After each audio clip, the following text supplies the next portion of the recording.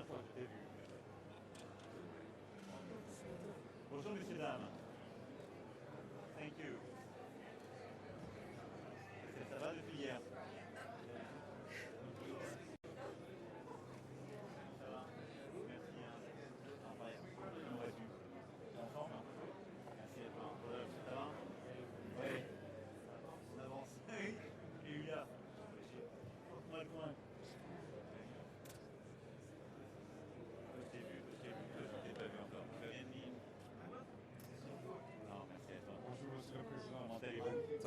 Non, merci. Merci.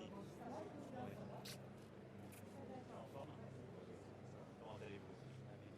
Bonjour, Monsieur le Président. How are you? Très bien. Gilbert, comment vas-tu?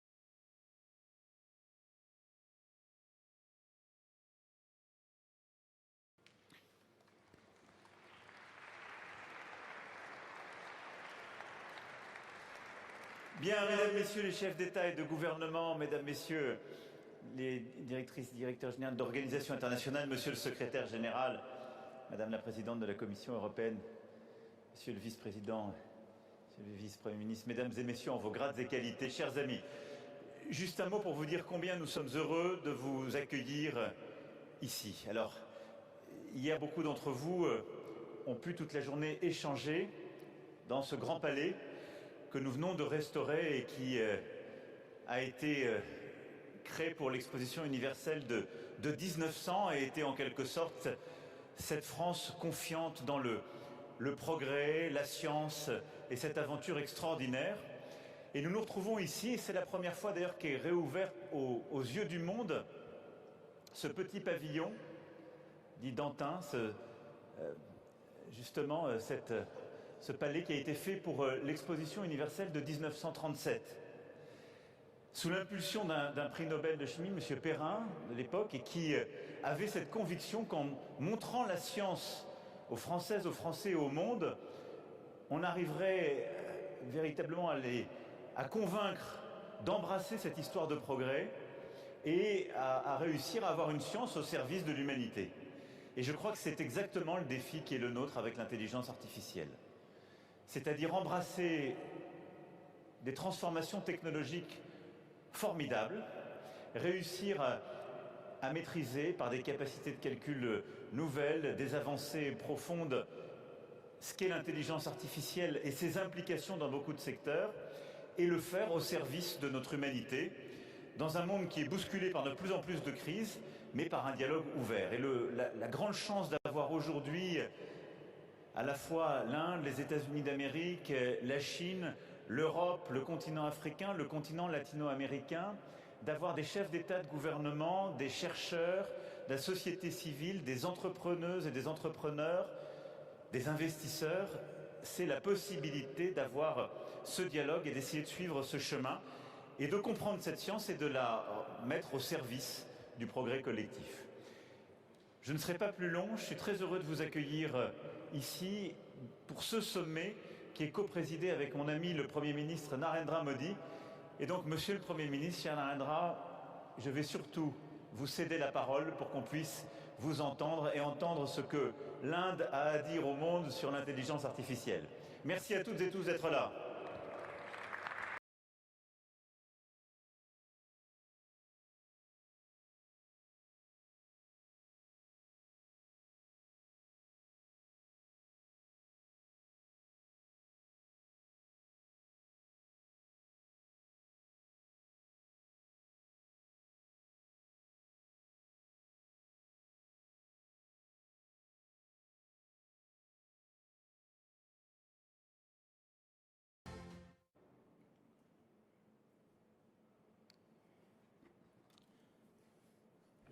Excellencies, Excellences, friends, chers amis, let me begin with a simple permettez-moi de experiment. commencer par une petite expérience. If you upload your medical report Si vous chargez vos résultats d'analyse, Oui, votre dossier médical dans une AI app. application à intelligence artificielle, it can explain in eh simple bien, language cette application pourra vous expliquer en des Free termes of simples, any sans jargon. aucun jargon compliqué, what it means. ce que les informations your fournies signifient pour votre santé. But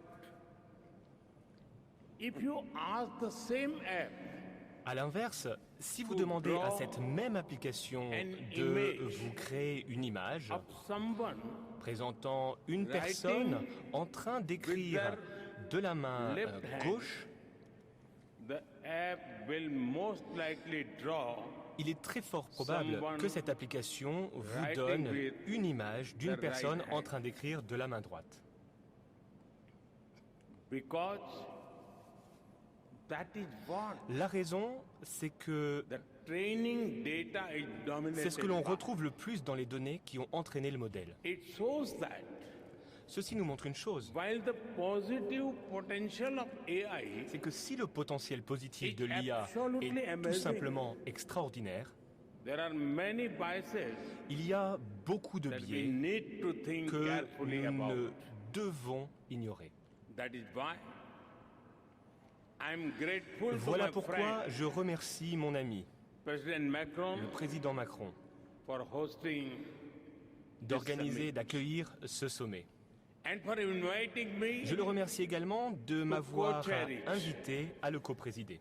Friends, Chers amis, AI is already déjà aujourd'hui, reshaping l'IA our refaçonne polity, nos politiques, our economy, notre économie, our security, notre sécurité and even our society. et même notre société. AI is writing the code for humanity. L'IA est en train d'écrire le code AI pour l'humanité. Is writing the code for humanity.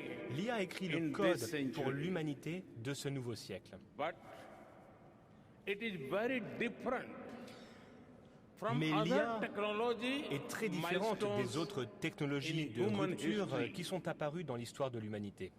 AI is developing at an L'IA se développe unprecedented scale and speed, avec une ampleur et à un rythme and sans being précédent. adapted and deployed L'IA even est adoptée faster. et déployée encore plus There is rapidement. also a deep Il interdependence existe par ailleurs de across profondes borders. interdépendances qui traversent les Therefore, frontières. there is a need for collective global Voilà pourquoi nous effort devons agir collectivement à l'échelle internationale pour governance mettre en place and standards une gouvernance et that normes upload our qui shared protègent values, nos valeurs communes, address qui risks, traitent les risques and build et trust. qui renforcent la confiance.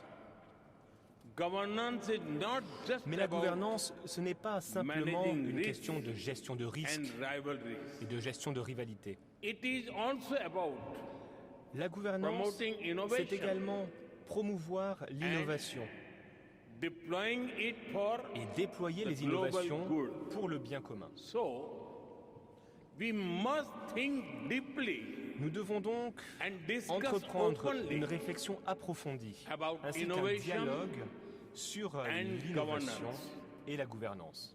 Governance is also about La ensuring, gouvernance, c'est également Access garantir to un accès all. universel, especially in the global en south. particulier dans l'hémisphère sud. It is where the capabilities C'est are dans le most, sud, dans cette région du lacking. monde, que les capacités manquent be le it plus. compute, power, Que ce soit les capacités de calcul, talent, les talents, data, les or données the financial resources. ou même les ressources financières. Friends, Chers amis, AI can help l'IA transform peut millions of lives by nous aider à improving transformer health, des millions de vies en améliorant Education. la santé, l'éducation, agriculture, l'agriculture and so much more. et bien d'autres domaines encore. It can help L'IA create peut a nous aider world à créer un monde, in which the un monde journey dans to lequel sustainable le development chemin goals vers les objectifs de développement becomes durable devient easier plus and facile faster. et plus rapide. To do this, we must pull Pour ce together faire, nous devons resources mobiliser and ressources talent. et talents. We must develop open source Nous devons systems développer des systèmes en that open source enhance qui trust renforcent and la confiance transparency. et la transparence. We must build quality data sets. Nous devons créer Free des jeux de from données de biases. qualité, exempts de biais. We must democratize Nous technology devons démocratiser la and technologie create et créer people-centric des applications. applications tournées vers l'humain. We must address concerns related Pour to répondre aux préoccupations liées cybersecurity, à la cybersécurité, disinformation, à la désinformation and deepfakes. et aux deepfakes. And we must also ensure Nous devons par ailleurs that nous assurer technology que la technologie is soit rooted ancrée in local dans des ecosystems écosystèmes locaux.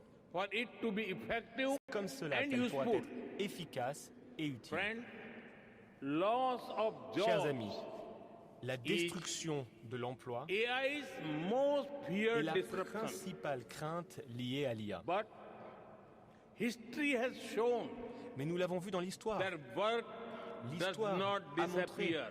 que la technologie ne fait pas due to disparaître le technology. travail. Its nature changes La nature du travail and évolue new types of jobs et de nouveaux are types d'emplois created. sont créés. We need to invest in skilling Nous devons investir and reskilling dans our la people montée en compétences for et dans la an reconversion de AI-driven nos citoyens pour future. qu'ils soient prêts à faire face à un avenir éclairé par l'IA. There is no doubt Chers amis, that the il ne fait high aucun doute energy que intensity of l'intensité énergétique AI de l'IA est un enjeu needs to be looked majeur. into. This will require green power Nous allons donc avoir to besoin fuel d'une énergie verte, its future. une énergie qui permettra d'alimenter India and l'avenir de l'IA. France have L'Inde worked et together la for France years travaillent de concert déjà through depuis des initiatives années sur des initiatives telles que l'Alliance solaire qui nous permet d'exploiter toute la puissance de l'énergie solaire. Nous travaillons également à renforcer notre partenariat mondial sur l'IA. C'est quelque chose qui doit nous permettre d'aller plus loin que la durabilité. Nous devons innover pour partager cet avenir responsable. En parallèle, l'IA durable ne signifie pas simplement utiliser une énergie propre. Les modèles d'IA doivent également être efficients et durables en termes de taille, de besoins en données et en ressources. Car après tout, le cerveau humain est capable de composer des poèmes et de concevoir des engins spatiaux. Et pour composer des poèmes et concevoir des engins spatiaux, le cerveau humain a besoin de moins d'énergie qu'il n'en faut pour allumer une ampoule. Chers amis, l'Inde est parvenue à développer une infrastructure numérique publique pour plus de 1,4 milliard de personnes à un très faible coût. Cette infrastructure numérique est bâtie autour d'un réseau ouvert et accessible. Cette infrastructure est régie par une réglementation et dispose d'une multitude d'applications qui permettent de moderniser notre économie, de réformer la gouvernance et de transformer la vie de nos concitoyens. Nous avons libéré toute la puissance des données grâce à notre architecture d'autonomisation et de protection des données.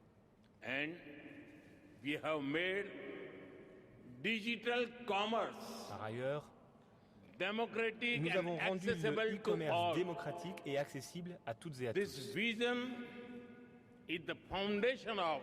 C'est cette vision que l'on retrouve à la base de la mission nationale de l'Inde pour l'intelligence artificielle.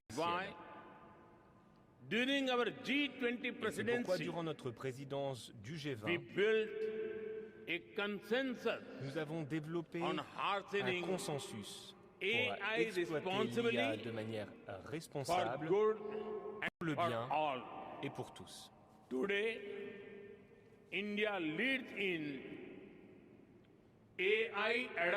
Aujourd'hui, l'Inde fait figure de chef de file dans l'adoption de l'IA et les solutions technico-juridiques sur la protection des données. Nous développons des applications avec l'intelligence artificielle pour le bien commun.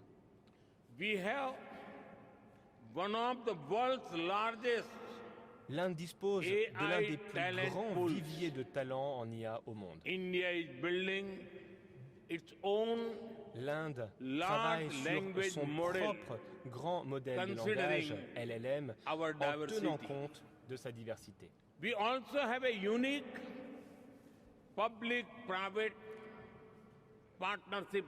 avons également un modèle de partenariat public-privé sans pareil qui nous permet de mobiliser des ressources telles que la puissance de calcul. Il est disponible pour nos startups, pour les chercheurs, à un prix abordable. Par ailleurs, l'Inde est prête à partager son expérience et son savoir-faire pour s'assurer que l'avenir avec l'IA soit à la fois bon et partagé. Chers amis, nous sommes aujourd'hui à l'aune d'une nouvelle ère, l'ère de l'IA, qui déterminera l'avenir de l'humanité. Certains craignent que les machines deviennent plus intelligentes que nous.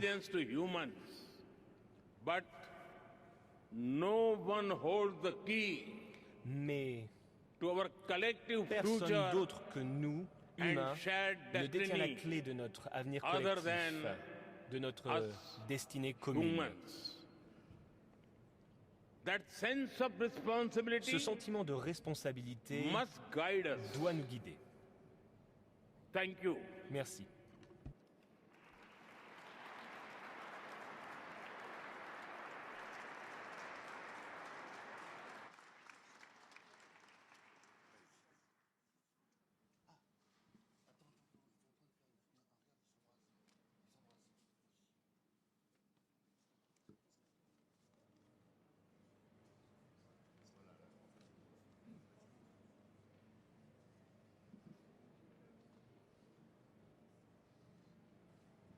Merci, Monsieur le Président. Thank you, Prime Minister. My name is Alessandra Galloni, and I'm editor-in-chief of Reuters News Agency, and I'm here this morning just to help things along. So welcome again to the closing plenary session of the AI Action Summit. So for the past day, we have been discussing and debating what is essentially the future of our societies, the future of our children, the future of our planet, in the age of artificial intelligence. Our co-hosts, President Macron, Prime Minister Modi, have exhorted all of you to push the limits of your creativity, to push the limits of your imagination during these 2 days. And as we saw from the opening video, delegates have discussed AI's impact on the environment, on labor, on diversity, and on making sure that AI does not get out of control, which is something that technologists are openly worried about. AI has, in the past few years, inspired outbursts of hope, but also of fear. It has attracted an astounding amount of money. In fact, the prospect of another 97 billion just last night, and is setting up epic clashes in business and potentially in geopolitics as well. Comercio y en la geopolítica también potencialmente. Francia y la Unión Europea han desempeñado un papel importante en la regulación en sus inversiones en inteligencia artificial, y como dijo el presidente Macron ayer en la cena, discúlpeme, si lo cito, el paraíso no significa el oeste salvaje.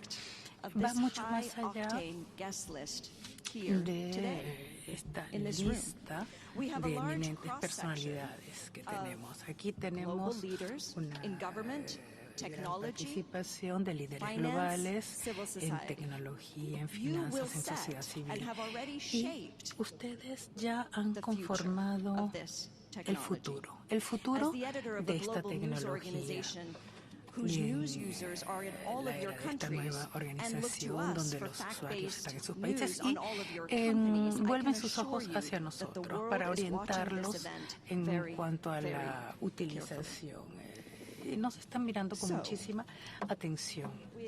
Quería decirles pues que tal vez sea posible que de aquí a unos cuantos años las personas y tal vez una IA consciente mire hacia esta reunión pensando que es una reunión que ha fomentado la humanidad y la comprensión. Quiero darle la bienvenida a todos los panelistas de esta sesión, pedirles que vengan aquí al escenario. Los voy a llamar uno por uno. Señora Ursula von der Leyen, presidenta de la Comisión Europea, señor Pharrell Williams, lo vi hace un momento. Señora Anne Buffon, enviada especial, el señor Sundar Pichai de Google, director general, el director general de Naver, lo vi ayer en la cena, Señor Petteri Orpo, primer ministro de Finlandia, y Yin Borden Martin, secretario general de la Organización de Comunicación Internacional, y por último, pero no de último, el director general del Organismo Internacional de Energía, de la Agencia Internacional de Energía. La primera sesión va a ser moderada por Anne Buchó, que ha sido fundamental en esta organización. Muchísimas gracias por tu trabajo, Anne, en estos 2 últimos días. Se trata de desbloquear las oportunidades, de darle campo a las oportunidades. Anne, te ofrezco el micrófono.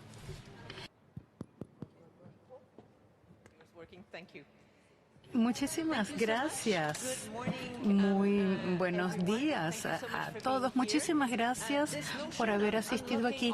Esta noción de desbloquear las oportunidades, de compartir el progreso, ha sido nuestra guía en la preparación de este progreso.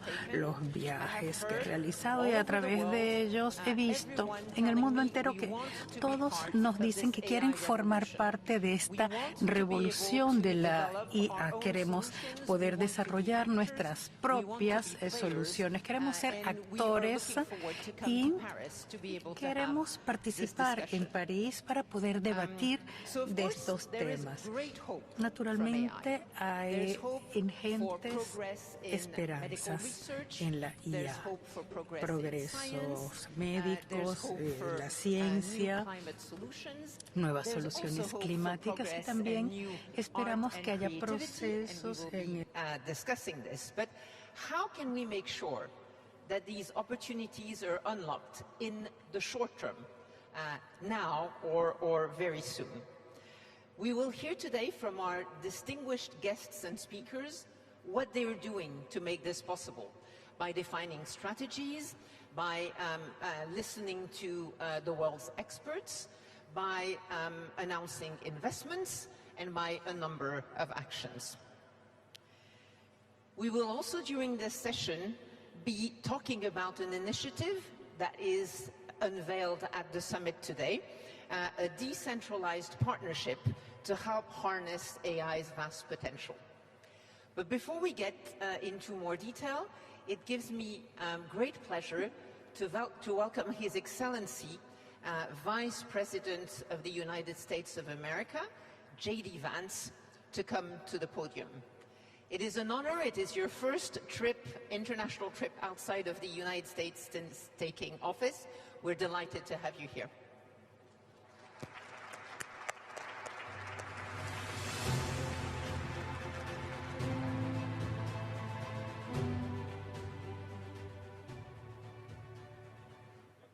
The kind introduction, and I want to start by thanking President Macron for hosting the event, and of course for the lovely dinner last night.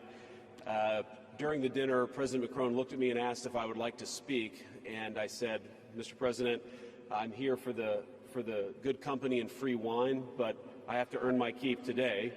And I, of course, want to thank Prime Minister Modi for being here and for co-hosting the summit, for all of you for participating.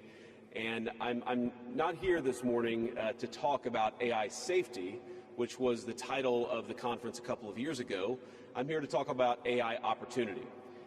When conferences like this convene to discuss a cutting-edge technology, oftentimes I think our response is to be too self-conscious, too risk-averse. But never have I encountered a breakthrough in tech that so clearly calls us to do precisely the opposite. Now, our administration, the Trump administration, believes that AI will have countless revolutionary applications in economic innovation, job creation, national security, healthcare, free expression, and beyond. And to restrict its development now will not only unfairly benefit incumbents in the space, it would mean paralyzing one of the most promising technologies we have seen in generations. Now, with that in mind, I'd like to make 4 main points today. Number 1, this administration will ensure that American AI technology continues to be the gold standard worldwide, and we are the partner of choice for others, foreign countries, and certainly businesses as they expand their own use of AI. Number 2, We believe that excessive regulation of the AI sector could kill a transformative industry just as it's taking off, and will make every effort to encourage pro-growth AI policies. And I like to see that deregulatory flavor making its way into a lot of the conversations this conference. Number 3, we feel very strongly that AI must remain free from ideological bias, and that American AI will not be co-opted into a tool for authoritarian censorship. And finally, number 4, the Trump administration will maintain a pro-worker growth path for AI, so it can be a potent tool for job creation in the United States. And I appreciate Prime Minister Modi's point. AI, I really believe, will facilitate and make people more productive. It is not going to replace human beings. It will never replace human beings. And I think too many of the leaders in the AI industry, when they talk about this fear of replacing workers, I think they really miss the point.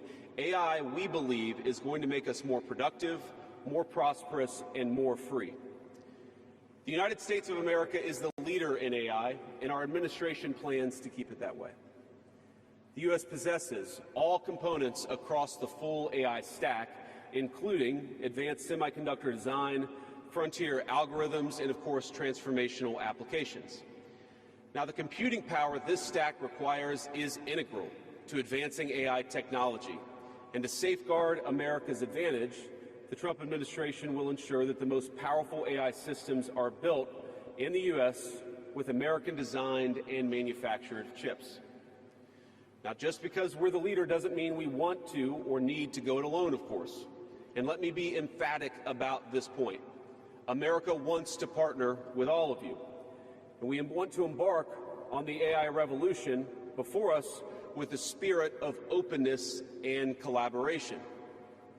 But to create that kind of trust, we need international regulatory regimes that fosters the creation of AI technology rather than strangles it.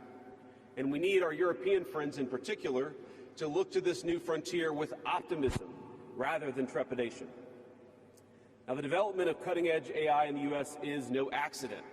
By preserving an open regulatory environment, we've encouraged American innovators to experiment and to make unparalleled R&D investments. Of the $700 billion, give or take, that's estimated to be spent on AI in 2028, over half of it will likely be invested in the United States of America. Now, this administration will not be the one to snuff out the startups and the grad students producing some of the most groundbreaking applications of artificial intelligence. Instead, our laws will keep big tech, little tech, and all other developers on a level playing field. Now, with the President's recent executive order on AI, we're developing an AI action plan that avoids an overly precautionary regulatory regime while ensuring that all Americans benefit from the technology and its transformative potential. Now, we invite your countries to work with us and to follow that model if it makes sense for your nations. However, the Trump administration is troubled by reports that some foreign governments are considering tightening the screws on U.S. tech companies with international footprints. Now, America cannot and will not accept that, and we think it's a terrible mistake, not just for the United States of America, but for your own countries. Now, U.S. innovators of all sizes already know what it's like to deal with onerous international rules.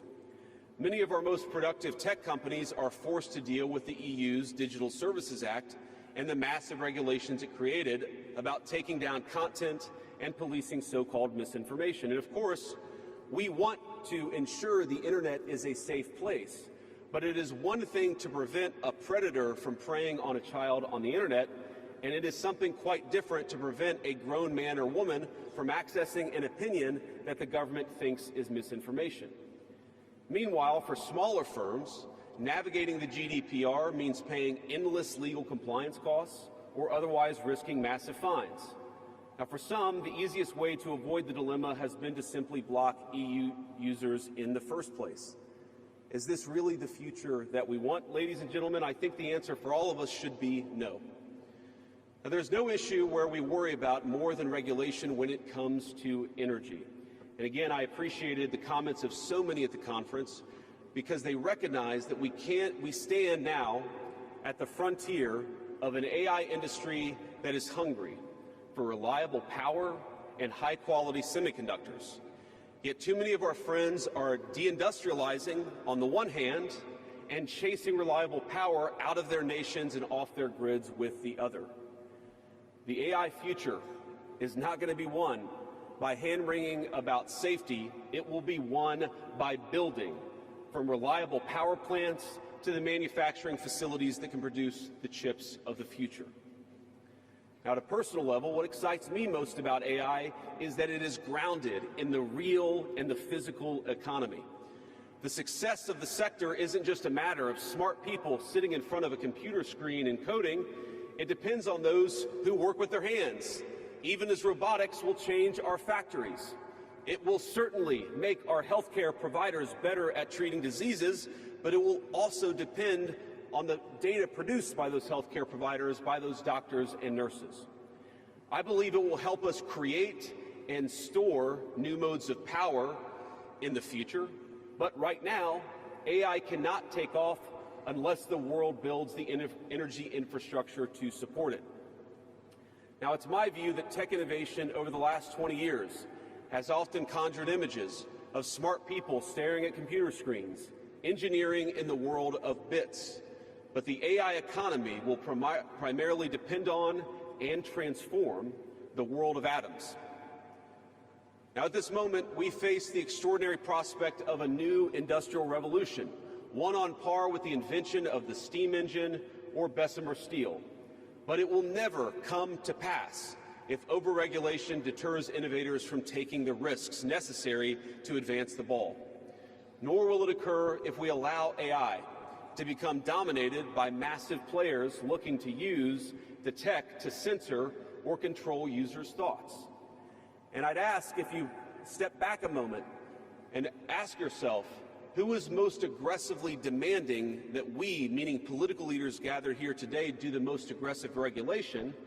It is very often the people who already have an incumbent advantage in the market.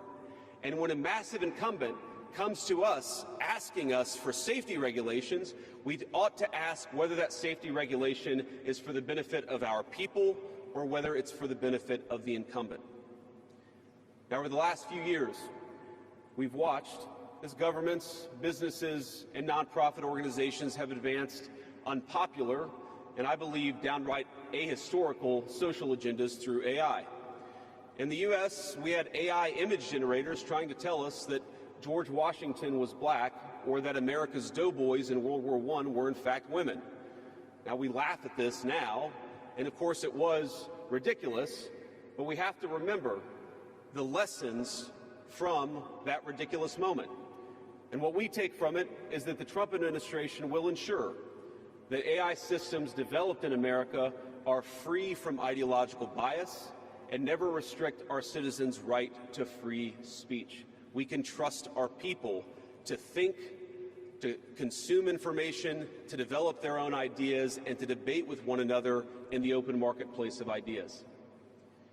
Now, we've also watched as hostile foreign adversaries have weaponized AI software to rewrite history, surveil users, and censor speech. This is hardly new, of course. As they do with other tech, some authoritarian regimes have stolen and used AI to strengthen their military, intelligence, and surveillance capabilities, capture foreign data, and create propaganda to undermine other nations' national security. I want to be clear. This administration will block such efforts, full stop. We will safeguard American AI and chip technologies from theft and misuse, work with our allies and partners to strengthen and extend these protections, and close pathways to adversaries attaining AI capabilities that threaten all of our people.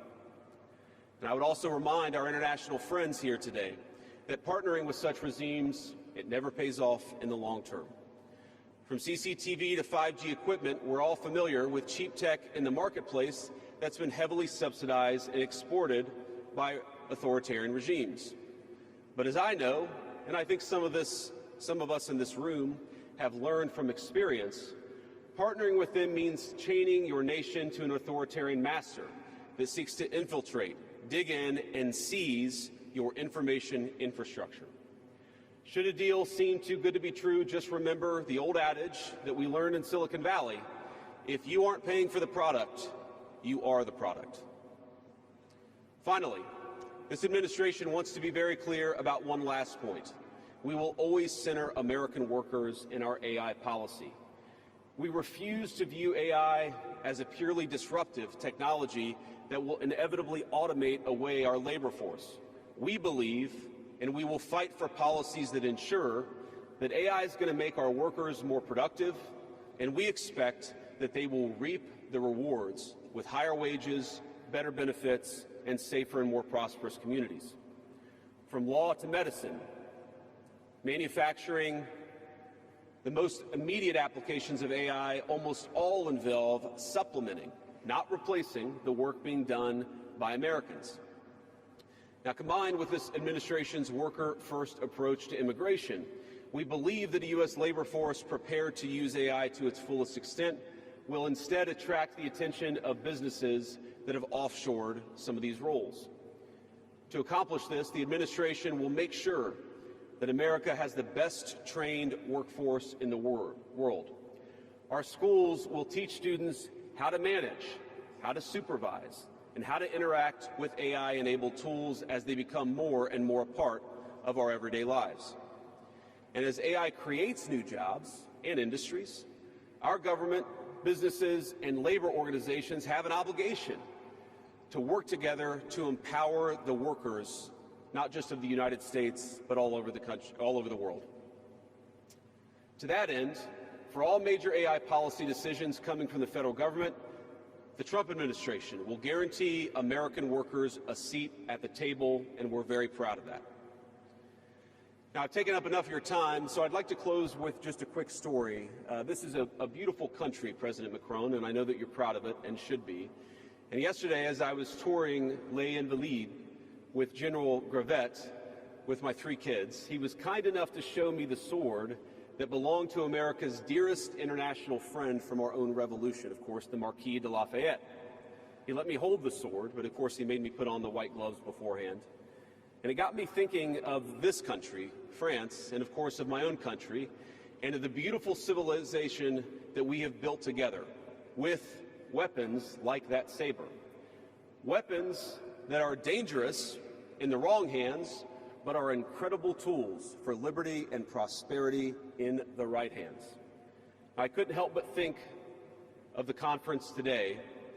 If we choose the wrong approach on other things that could be conceived of as dangerous, things like AI, and choose to hold ourselves back, it will alter not only our GDP or the stock market, but the very future of the project that Lafayette and the American founders set off to create.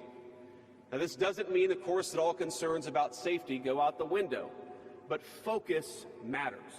And we must focus now on the opportunity to catch lightning in a bottle, unleash our most brilliant innovators, and use AI to improve the well-being of our nations and their peoples. With great confidence, I can say it is an opportunity that the Trump administration will not squander. And we hope everyone convened here today feels exactly the same. Thank you, and God bless you all. Thank you. Thank you. Thank you very much for your comments.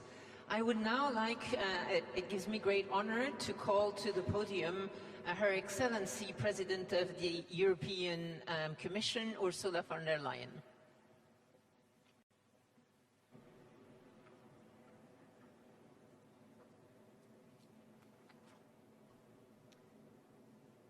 Monsieur le Président, cher Emmanuel. President, dear Emmanuel. Your Serene Highness, Prime Ministers, Excellencies, ladies and gentlemen. This is the 3rd Summit on AI in just over 1 year. In the same period, 3 new generations of ever more powerful AI models have been released. Some expect models that will approach human reasoning within a year. Now, the past summits focused on laying the groundwork for AI safety. We build a shared consensus that AI will be safe and that it will promote our values and benefit humanity. But this summit is focused on action, and that is exactly what we need right now. The time has come for us to formulate a vision of where we want AI to take us as a society and as humanity. And then we need to act and accelerate Europe in getting there. And that is what I'd like to address today, Europe's specific place in the global race on AI. We want Europe to be one of the leading AI continents. And this means embracing a way of life where AI is everywhere. You all know that AI can help us boost competitiveness, protect our security, shore up public health, make access to knowledge and information more democratic. And this is what you, the entrepreneurs, the researchers, the investors, the business leaders are showcasing here in Paris and that you are doing every single day. This is a glimpse of the AI continent we want to become. Now, too often, I hear that Europe is late to the race, while the United States or China have already gotten ahead. I disagree, because the AI race is far from being over. Truth is, we're only at the beginning. The frontier is constantly moving. Global leadership is still up for grabs. And behind the frontier lies the whole world of AI adoption. AI has only just begun to be adopted in the key sectors of our economy and for the key challenges of our times. And this should be Europe's focus. Bringing AI to industry-specific applications and harness its power for productivity and for people. And this is where Europe can truly lead the race. So Europe has everything to gain. But of course we need our own distinctive approach to artificial intelligence. Too often, I have heard that we should replicate what others are doing and run after their strengths. I think that instead we should invest in what we can do best and build our own strengths here in Europe. Our own strengths are our science and technology mastery that we have given to the world. As this summit shows, there's a distinct European brand of AI. It is already driving innovation and adaptation, and it is picking up speed. So, what are the main features? First, European AI focuses on AI adoption in complex applications, using our unique industrial and manufacturing data and know-how. Second, European AI is cooperative. It brings talents together from different countries, from different sectors, from different backgrounds. It is that same spirit of our collaborative approach to science which has produced many a breakthrough and a huge pool of talent. Just think about Horizon Europe. And third, European AI embraces the power of open source. And open source can spread much faster along with proprietary systems. It is for all these reasons that the AI startup scene in Europe is booming. The number of unicorns has increased by 10 times in just a few years. So this European brand of open innovation is showing results. But now it needs to be supercharged. It needs to get a push. And this is why it's the right place to be here at this Action Summit. We will act in two ways. Best startups and our best scientists, so the best startups and our best scientists, so they can forge the AI we need. They can test their model, they can train their model on our supercomputers. In just a few months, we've set up a record of 12 AI factories, and we're investing 10 billion euros in them. And this is not a promise. This is happening right now. And it is the largest public investment in AI in the world. So this will unlock over 10 times more private investment. Our goal is that every company, not only the big players, can access the computing power they need. We want AI developers to compete based on how innovative they are, not just on their access to chips or the size of their financial firepower. And now we are also bringing AI factories to the next level, to AI gigafactories, very large data and computing infrastructure for very large models. We want to replicate the success story of the CERN in Geneva. As you all know, CERN hosts the largest particle accelerator in the world, and it allows the best and the brightest minds in the world to work together. And we want the same to happen in our AI gigafactories. We provide the infrastructure for large computational power. Researchers and entrepreneurs and innovators will be able to join forces. Talents of the world are welcome. Industries will be able to collaborate and federate their data. We're creating safe space for them, just take the European health data space. Because yes, AI needs competition, but AI also needs collaboration. And AI needs the confidence of the people and has to be safe. And actually, this is the purpose of the AI Act, to provide for one single set of safe rules across the European Union, 450 million people, instead of 27 different national regulations, and safety is in the interest of business. At the same time, I know that we have to make it easier, and we have to cut red tape, and we will.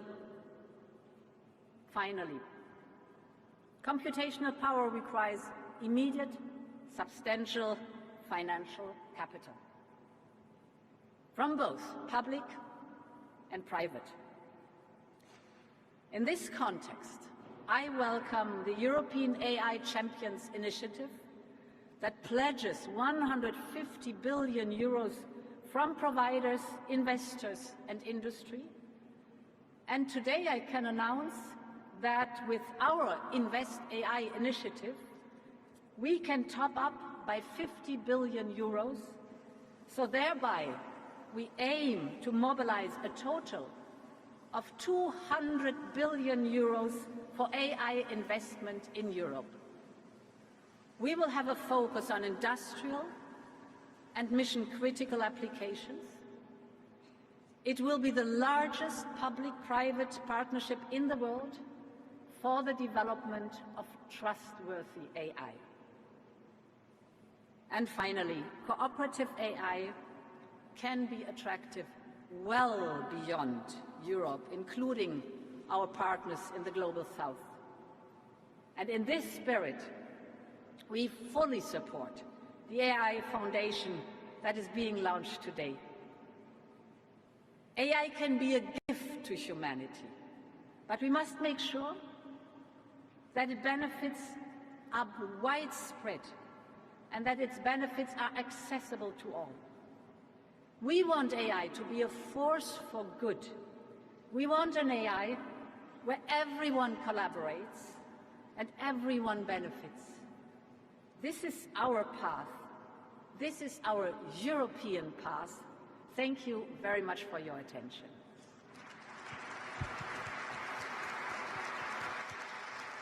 Thank you. Thank you very much, President von der Leyen, for your comments and for the announcements that you made today.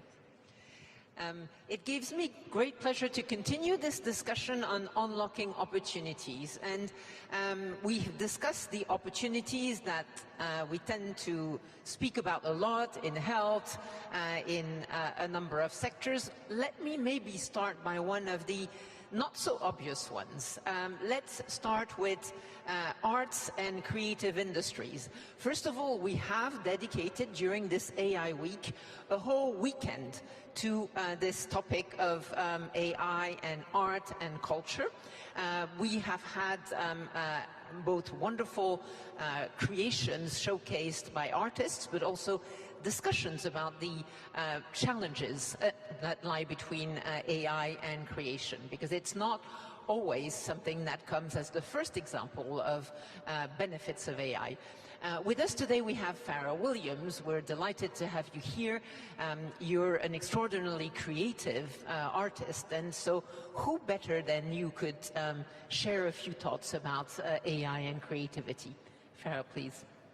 Thank you. Thanks for having me. I don't know how you guys do this with the thing in the ear.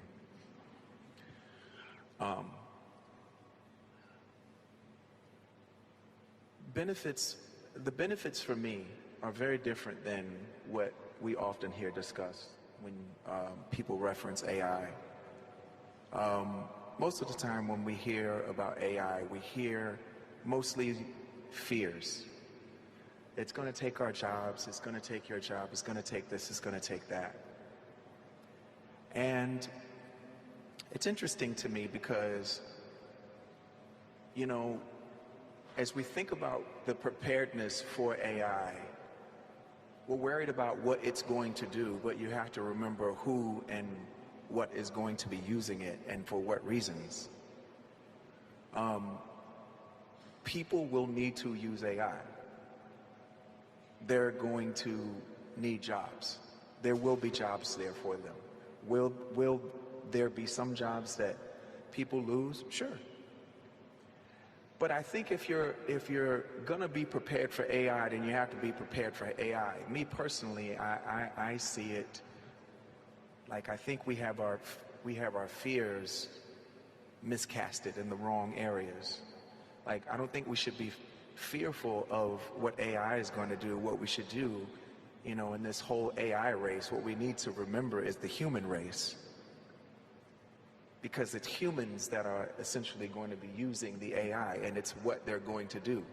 You know, are they people with good conduct or bad conduct? Are they people with great ideas, inspiration, and innovation, or is it criminals? Right? I think we need to work on ourselves. And I think if we can get ourselves in a good place, humming like an engine, then when AI really truly penetrates regular everyday society and community lives, I think it's going to be fine because people will have the right ideas about how we use it. It, in my opinion, you know,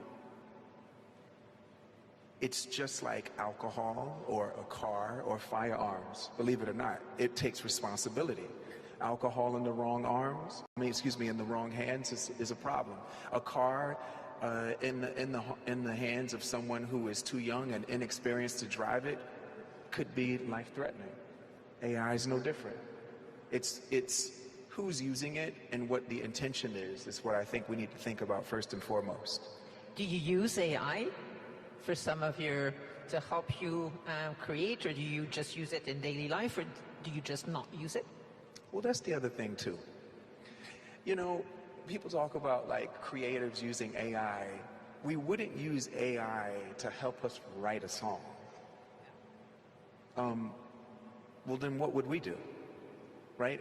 AI is much more like worker bee, minutia, are the ways that we would use it. Other people would use it in a computational way, you know, in some lab or, you know, maybe an organization set up in some sort of, with tech, would use it in a completely different way. But the way that we would use it would be much more like utility. It wouldn't replace creativity. I just think that there's just too much fear around it. And, you know, there was a whole thing around the year 2000 as well. But we're fine, we survived that. Or, you know, in my country they call it libraries, here it's called a bibliothèque. It's still there, you can go visit it. It's not replaced, it's a beautiful place to walk around in and you can research. But there's nothing like a search engine, right, Sundar? There's nothing like a beautiful place where you can go and search. But this is the next step. This is the place where you can not only ask questions, but you can get examples back. I think that's an amazing thing, and I think there's nothing to be fearful about. It's just, we just have to be prepared. Just don't treat it the way we did when we brought alcohol into the conversation, or how we did cars. We need to treat this a little bit different. This is a great opportunity for us as a species to move forward with utility. Well, thank you. I think we've heard over the years lots of comparisons for AI, but alcohol is one that I hadn't heard. So, but I take great comfort from your vision, which is really of AI augmenting artists and your job. Maybe I can ask a question of Sundar Pichai. We're delighted to have you here. I've heard you speak about risks of AI, but also about the way it can help augment communities, for example. So what are your thoughts on this and on the opportunities and how we can unlock them in AI? First of all, thank you, President Macron, Prime Minister Modi. It's great we are having a conversation on such an important topic. Look, at Google, we have felt this important tension, both, you know, the wonderful opportunities AI presents. It's obviously a dual-use technology, like you gave examples, and so the risks that come with it. So we actually encapsulated this tension as, you know, a bold and responsible, that our approach needs to be both bold and responsible, and there is tension between it, but we grapple with it. The reason we need to be bold is, you know, it is so obvious as we are making progress, how profoundly it'll impact many areas. The best example I can think of is with AlphaFold, we've now unlocked, you know, how to decode protein structures. Just so that everyone understands, it used to take one person their entire PhD to do one protein. And within 3 months, AlphaFold unlocked over 200 million protein structures.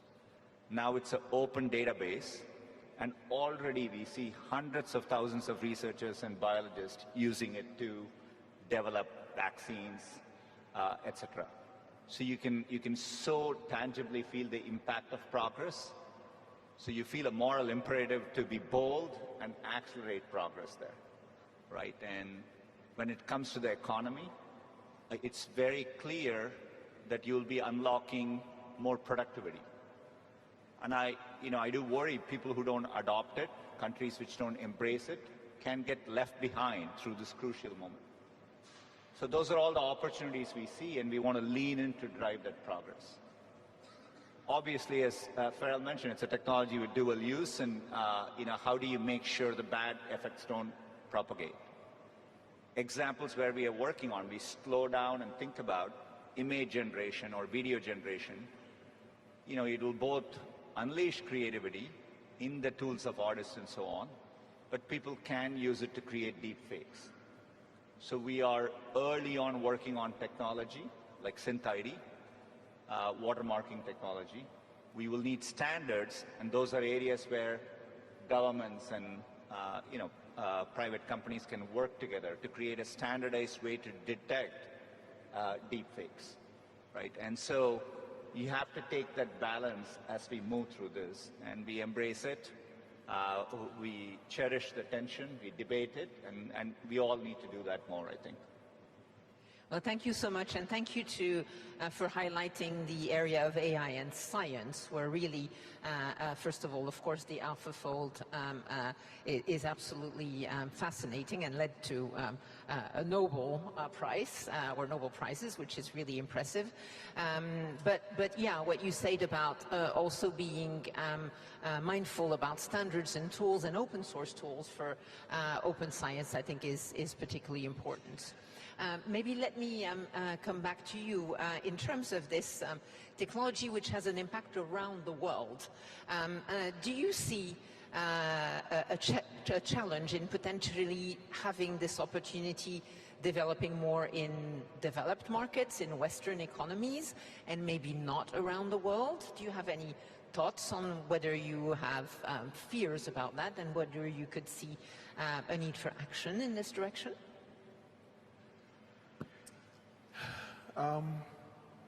You know, first of all, I never got a chance to say thank you for having me here, so thank you guys, and it's nice to be here. I just think that we need to stop using the word fears. Like, I just don't think it's good for the progression of just our species. It's just not really done well for us. Calling this unlocking opportunities. Yes, so we're on opportunity. Yes, it's, you know, listen. There's one thing for us to be concerned, but not for us to be fearful. You know, it's a utility, and it can make life, and it's also an accelerator. It can make life a whole lot better, a whole lot quicker. But it depends on who's using it as to whether it goes bad quicker. You know, for me, I feel like this is something that the world needs, but I think we need to be ready with ourselves before we fully engage. I don't think that it's about the jobs being lost. I think it's about perspective, and I think it's about what our intentions are. You know, what are you going to do with it when you use it? And we're trying to help people understand, but again, this has been created by brilliant code writers who probably shouldn't be the ones communicating about what it's going to do and what it's going to be. That's a good point. You know, in their minds, it's like, they're going to take your jobs. Well, the average person hears that, and it freaks them out. But this is no different than, like I said, search engines being created. There was this whole thing on how libraries are going to be burned down, and, you know, we're not going to use them anymore, and that's not what's happened. What's happened is search engines make things a whole lot easier. People got answers a lot quicker. Well, now you're going to be able to get renderings and ideas and examples a lot quicker. Sure, it's going to be more than that. But I think for the average human being, that'll be the way that they interact. It will help them accelerate, get answers quicker, be more efficient. That's the average person. Now, on the Silk Road, we're going to have some problems. Well, thank you. I love your comparison of the library. I think the other night at dinner, someone from a distinguished university said universities have been one of the longest standing institutions of humanity that still exists today, and I think it's the same for libraries. Sure, yeah. Absolutely. Yeah. Maybe, Sonar, on this topic of opportunities and different perceptions around the world, what do you see as short-term or mid-term opportunities from AI?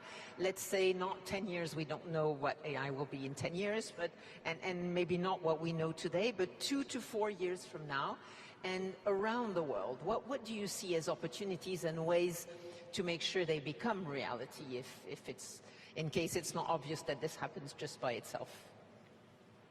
Look, in a 2 to 4 year time frame, and thank you for, 10-year time frames are hard to predict, but in a 2 to 4 year time frame, maybe I'll highlight a key area which us and a few other companies are working on, which I think will really make progress. We call this agentic workflows. So anywhere you can describe a task in natural language, and the AI can act on your behalf and accomplish that. And so today, to give you an example, there are two examples within Google. We have a project Mariner. It's a browser extension, so the browser can actually go browse and do things for you, complete and come back. If you look at where the state of the art was maybe a year ago, it was kind of roughly 50% effective. So you give it a complex sequence of tasks, it needs to get everything done accurately. Today, it's progressed to around 85%, right? And so, but that shows the progress. Similarly for coding, you know, as a software engineer at Google, today when you're programming, the AI is there on the side, it gives you suggestions and you accept it.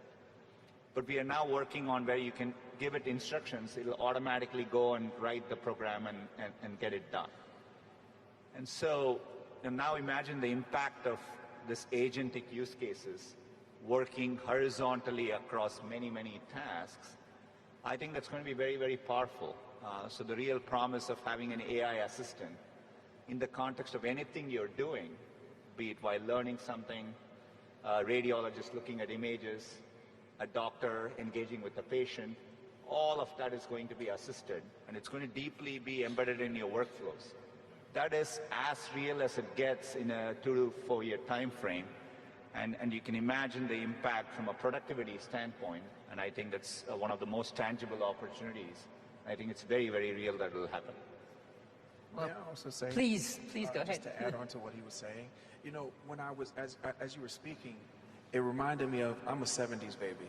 It reminded me of like a lot of the television shows that we grew up on the first 15, 20 years of my life.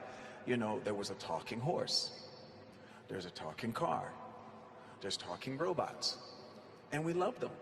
And if you looked at the characters in all of these television shows and films, they loved them and they had a great time.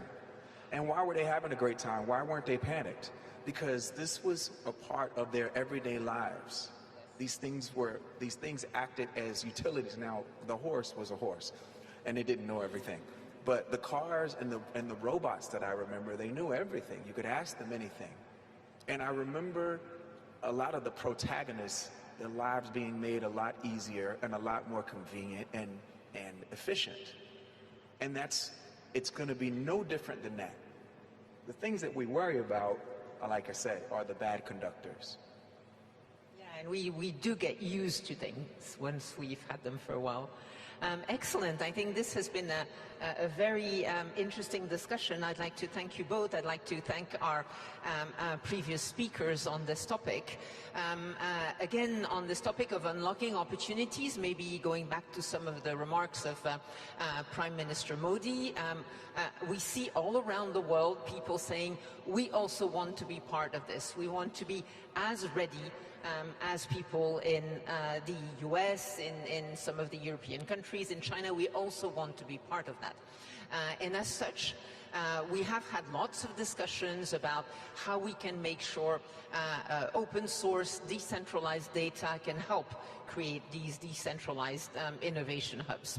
And to this effect, it gives me great pleasure to welcome to the stage Martin Tisney, CEO of AI Collaborative, who's been working as part of the AI Action Summit team, to tell us about the foundation, the current AI partnership that is being unveiled today. Martin, you have the floor. Good morning.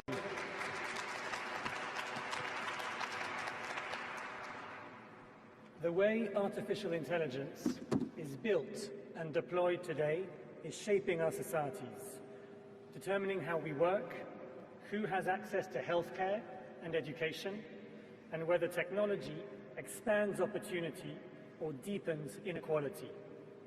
But too often, the public interest remains an afterthought. That's why I am proud to announce the launch of Current AI, a new partnership dedicated to ensuring that artificial intelligence serves the public interest, that AI serves communities, strengthens economies, and expands opportunity for all. We are at a pivotal moment. The choices we make today will define the role AI plays in our societies for generations to come. We believe the answer lies in collaboration, bringing together governments, researchers, civil society organizations and communities to make AI more open, more accountable and more accessible. Public interest technology is both about preventing harm and at the same time it's about creating a better future. Imagine an organization using AI that helps oncologists provide tailored treatments to their cancer patients. Imagine AI as a spark for our children's imagination that fires up their creativity rather than dulls it. These are the kinds of possibilities we unlock when AI serves the many, not just the few. Current AI will expand access to high-quality public and private data sets, will invest in open-source tools, and develop systems to assess and evaluate AI's social and environmental impacts. I invite all of you to join us in this effort because the future of AI isn't something that happens to us. It's something we build together. Thank you. Artificial intelligence is the cognitive industrial revolution. Technology is a strong enabler for humanity. It's super important that we act now together when it's possible to shape it, whereas later where we might regret not doing anything. We're at an historic moment here in Paris as the group meets to think through what are the implications of these technologies for society. The question is, will technology drive what our humanity will look like, or will our humanity drive our future? We have the benefit of this revolution in technology coming hot on the heels of the past 15 years with social media, where we've learned so much about what can go right and what can go wrong. Well, innovation is great, but I don't believe in innovation for innovation. I think it needs to be innovation with a purpose. Current AI is an exceptionally promising initiative that brings together funders and others to figure out how we can help shape this technology in a way that serves humanity in a very inclusive manner. Current AI is a public interest partnership that brings together governments, philanthropy, civil society and companies to unlock opportunities from AI and at the same time minimize harms. It's everyone's responsibility to create AI that works in the public interest. Just having AI does not create the outcomes that we want. Having guardrails, having government, having institutions that are willing to create norms and standards and expectations and aspirations for these powerful tools and technologies are deeply important. Our focus is really threefold: accessible and available data in privacy-preserving ways, open source AI, ensuring that the open source AI ecosystem is resilient, and the third one is deeply involving the communities that are impacted so that we are problem-centric. There's a lot of opportunities around applications. In my country, we're investing heavily in agriculture because our population is growing. We have to be able to feed ourselves. AI can help us do that better. It's really important that not only big tech is capable of developing with AI, so that everyone really can benefit from this technology. We need to understand that equitable outcomes, responsible outcomes just are not going to come from the tools themselves. We need to do things in the affirmative sense, not just think about regulation and things that we want to forbid. I think especially people who are worried about the future of AI, the most important thing to realize is this is very early. And there's the opportunity for all of us to have a role in shaping how AI plays out. Nothing has been determined yet. We need community voices. We need governance. We need public capital and a shared vision of the society we hope to create. AI is an opportunity for us to be better. And we shouldn't take our eyes off that. It's an opportunity for society, for humanity to be better. Great. Well, thank you to our panelists for the first session. Now, the second session we'll ask the question, are we ready for the future? And I thought that I would ask you all a question. I know you're heads of government and state, and so usually you don't play games like this, but I'm going to ask you to do it. And my question is something that was raised by Pharrell Williams. The question I'm going to ask you is, are you more fearful than hopeful about AI, or are you more hopeful than fearful? And I would like to see your hands raised. So the first question, which of you is more fearful than hopeful about AI? A room of optimists. One. Okay, and let's just check that everybody's awake. How many of you are more hopeful than fearful about AI? There you have it. A lot of people didn't answer, okay? So some of you are 50-50, I would imagine. Okay, so with that very optimistic audience, we go to the second session.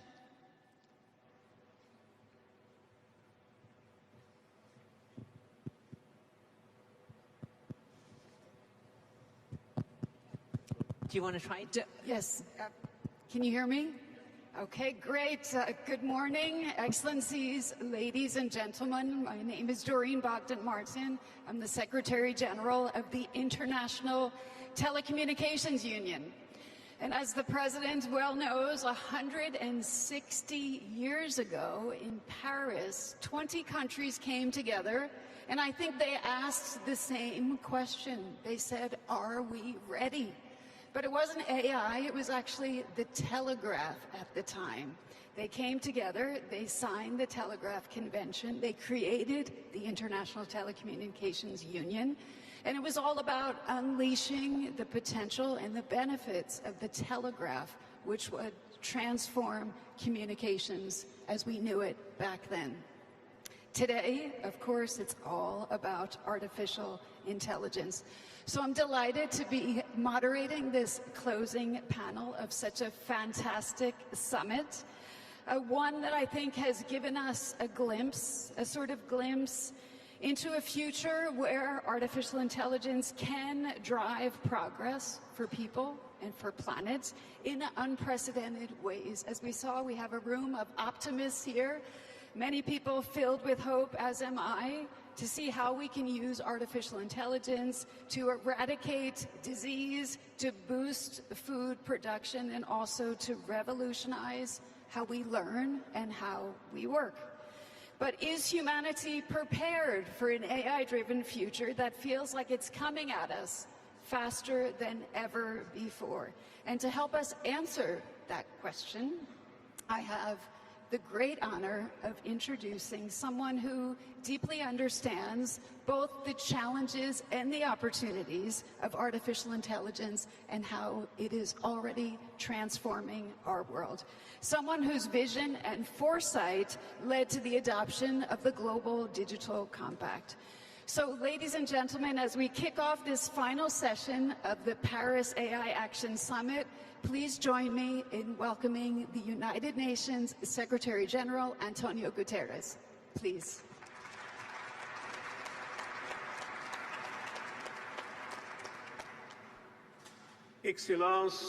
Excellencies, dear friends, let me begin by thanking President Macron and Prime Minister Modi for convening this AI Action Summit. Dear friends, let's go straight to the point. Let us look at the world that surrounds us, over and beyond those who are in this room. Our meeting poses a fundamental question about our collective relationship with artificial intelligence. Are we ready for the future? The answer is easy: no. We may not even collectively be ready for the present. In what seems like the blink of an eye, AI has gone from the stuff of science fiction to a powerful force that is transforming our world, reshaping the way we live, work, and interact, fueling breakthroughs in education, healthcare, agriculture, but also putting to the test our shared values and fundamental rights. The power of artificial intelligence carries immense responsibilities. Today, that power sits in the hands of a few. While some companies and countries are racing head-on with record investments, Most developing nations find themselves left out in the cold. This growing concentration of AI capabilities risks deepening geopolitical divides. We must prevent a world of AI haves and have-nots. Let us all work together and make sure that artificial intelligence must bridge the gap between developed and developing countries and not widen this gap. It must accelerate sustainable development, not entrench inequalities. Excellencies, the United Nations offers an inclusive, transparent and effective platform for AI solidarity. And we are working to strengthen the platform. The Global Digital Compact, adopted at the Summit of the Future, established the first universal agreement on the governance of AI. It brings the world together around a shared vision, one where technology serves humanity, not the other way around. The creation of an independent international scientific panel on AI will be central to translating this vision into reality. By pooling global expertise, the scientific panel will promote a common understanding of AI risks, benefits, capabilities and opportunities, and help bridge knowledge gaps. I urge everyone to support the creation without delay of AI. Through the global dialogue, we can align governance efforts around the world and reinforce their interoperability, uphold human rights in AI applications, and prevent misuse. The UN provides an inclusive forum for cooperating, complementing existing mechanisms such as the OECD AI principles, G7 and the Global Partnership on AI, as well as regional efforts by the African Union, the European Union, ASEAN and the Council of Europe. And I am confident that discussions at this summit will help enrich this dialogue. The Compact also calls for building AI capacity in developing nations. And this is not only about technology diffusion. We need concerted efforts to build sustainable digital infrastructure at an unprecedented scale, foster talent and train workforces to develop, deploy and maintain AI systems, and ultimately empower peoples and nations to become not just users, but active participants in the AI revolution. A global AI capacity building network, as proposed by a high-level advisory body on AI, is an economic necessity and a moral imperative. Today's launch of Current AI, a public interest partnership, is an important contribution. I will soon present a report on innovative voluntary financing models and capacity building initiatives to help all countries harness AI as a force for good. And finally, we know that AI can be a force for climate action and energy efficiency. But we also know AI power-intensive systems are already placing an unsustainable strain on our planet. So it is crucial to design AI algorithms and infrastructures that consume less energy and integrate AI into smart grids to optimize power use. From data centers to training models, AI must run on sustainable energy so that it fuels a more sustainable future. Excellencies, I began with a question. Let me end with a few more. Who decides what problems AI should or should not resolve? Who benefits most from its deployment? Who bears the cost of its mistakes?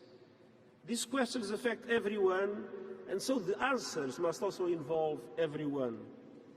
It is in all our interests for governments and technology leaders to commit to global guardrails, to share best practices and to shape fair policy and business models.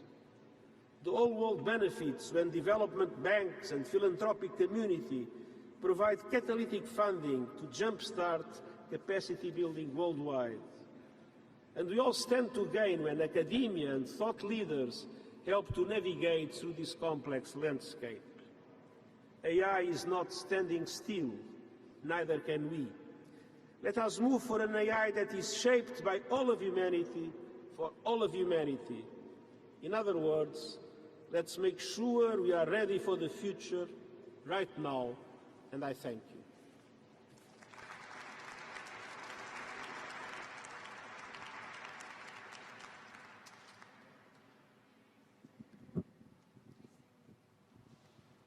Secretary General. Ladies and gentlemen, you heard the Secretary General. We urgently need to get ready for the future and make sure that AI is shaped by all of humanity, for all of humanity. To help us do that, I'm joined by an incredible group of 3 panelists, and I'd like to introduce them to you now. We have to my right, His Excellency Prime Minister Orpo, the Prime Minister of Finland. To my left, we have Dr. Fatih Birol, the Executive Director of the International Energy Agency. And back to my right, we have Madam Soo-yeon Choi. She is the CEO of Naver, South Korea's largest internet company and provider of digital services, from search to robotics, cloud solutions, and of course, AI. So, Prime Minister, let me start with you, and if you could share with us some of the challenges, some of the opportunities you have seen in Finland to try to scale artificial intelligence so that it benefits all. Prime Minister, over to you. Thank you so much. Your Excellencies, let me first extend my thanks and congratulations to President Macron and the government of France for making this summit reality, and also to Prime Minister Modi co-hosting this very important summit. This is a landmark effort for building consensus on global cooperation on artificial intelligence, and it is an achievement already how you are gathered, so many of us here. And I want also to recognize the important role that the United Nations plays in building global consensus on these matters. Thank you very much for your speech, Secretary General.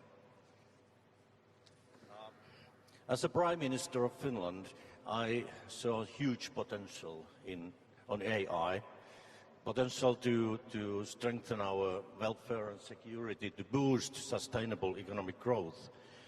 But as a first answer to your question, how have we solved the challenges in scaling the use of AI in Finland? So we have invested in the infrastructure we need to harness the benefits of AI. In Finland, we have decided already years ago that AI is a national top priority for us. It is also top priority to my government. In Finland, we like concrete actions, and we have increased our already high public investment to research and innovation during my government. We are going to reach 4% of GDP by 2030. As the field of AI is developing rapidly, we have decided to keep investing in, first, enabling infrastructure, second, access to quality data, and third, world-class supercomputers. We are also building competence through attracting, educating world-class talent. Recently, we have invested additional funding to launch a European Ellis AI Institute in Finland. These issues should also be priorities for Europe. As we know, Europe as a whole is behind its key competitors, and we need to step up our game. We need to strike a balance between regulation and innovation and make sure that we don't create additional obstacles for the beneficial usage of AI. In Finland, we have many world-class companies in addition to a growing startup ecosystem. These include Finnish-French Nokia, which invests heavily in AI-powered networks, and the elevator and escalator operator Kone, known for AI expertise such as predictive maintenance. I see AI being closely connected with protecting rule of law and democracy. We need AI that is aligned for our values. This is where international cooperation in AI governance is also critical. My second point is public-private partnership. As a small country, we can be fast and cooperate flexibly across sectors. Our national AI strategies have always been prepared in close collaboration with all stakeholders. This is natural for us. In our case, public and private sector investments are coming together to take AI research and application in Finland to the next level.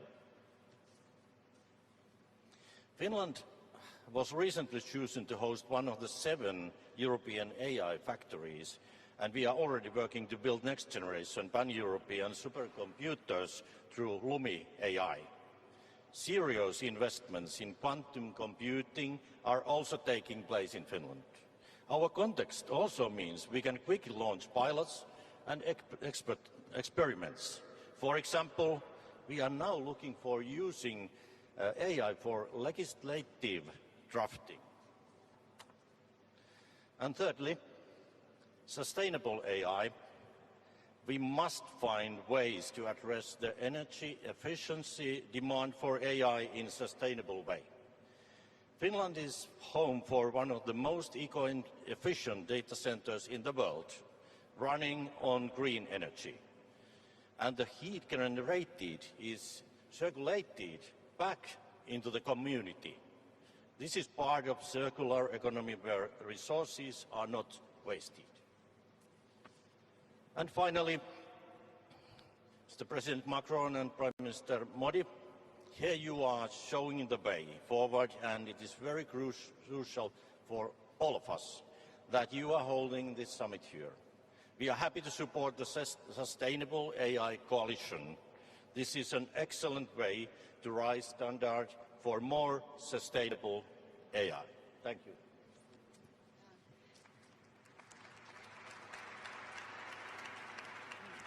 Thank you so much, Prime Minister. I appreciate the points, in particular about the public-private partnership, of course, the sustainability angles.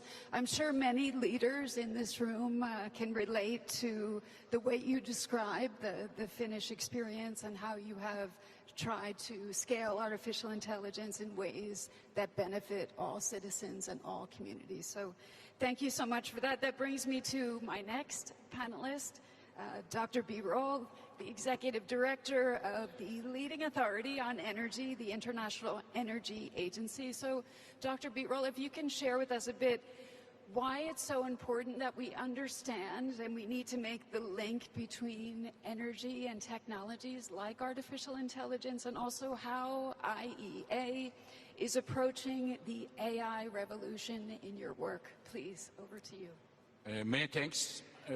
May I first thank and congratulate President Macron. Mr. President, once again, on such an important topic for the humanity, you brought the global leaders, companies, all stakeholders together to have a constructive dialogue. Thank you very much for that, Mr. President. And also congratulations, Mr. President, in the already in 2017, 8 years ago, you have identified AI as a key topic for France and beyond. Also, thanks to Prime Minister Modi for co-hosting this event, and also congratulations for the recent India AI mission strategy and making strong steps.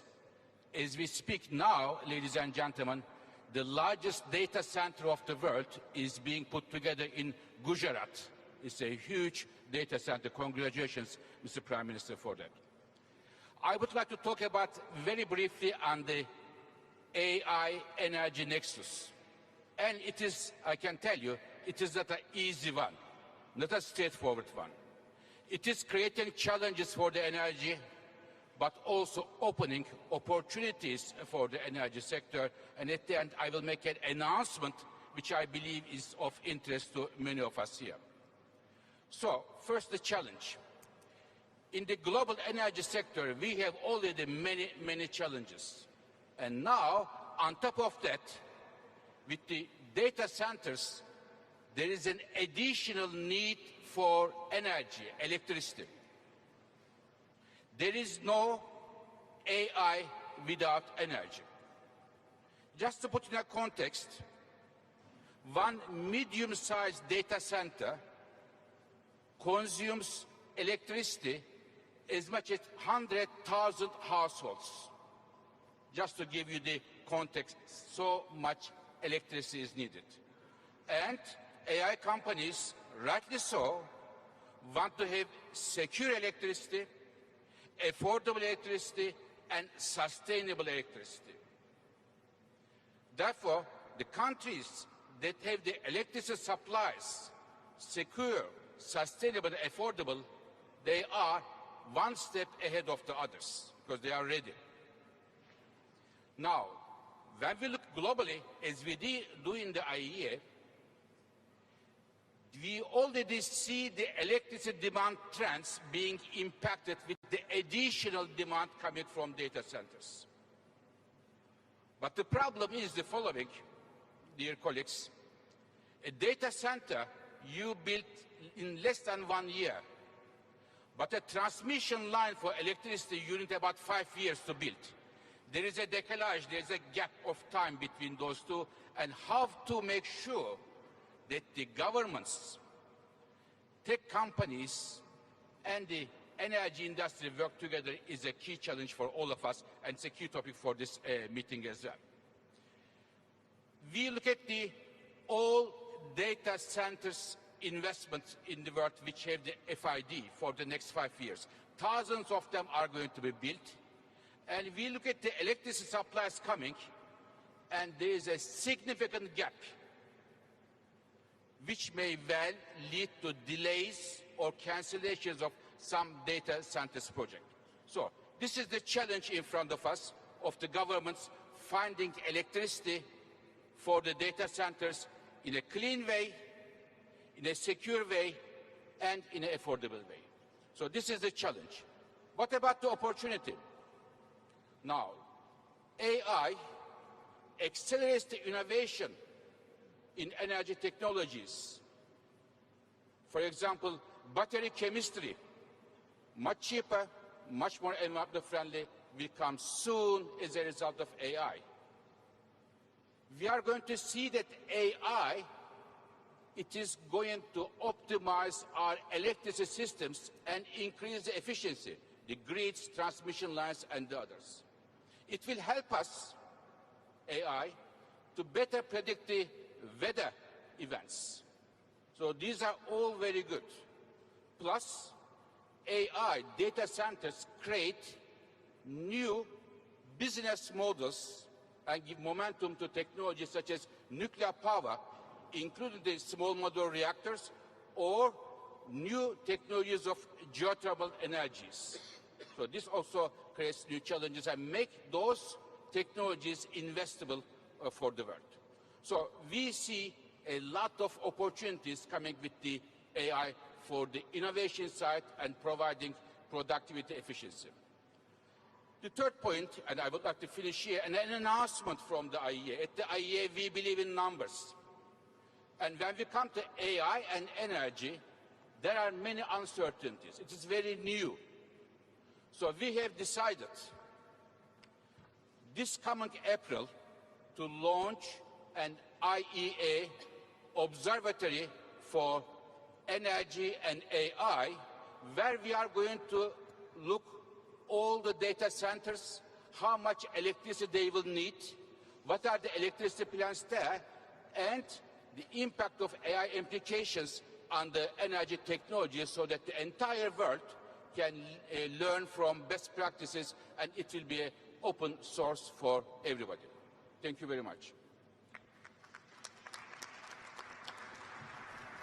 Excellent. Thank you. Thank you so much for that and for elaborating on those challenges that you see as well as the opportunities. And very excited about the observatory.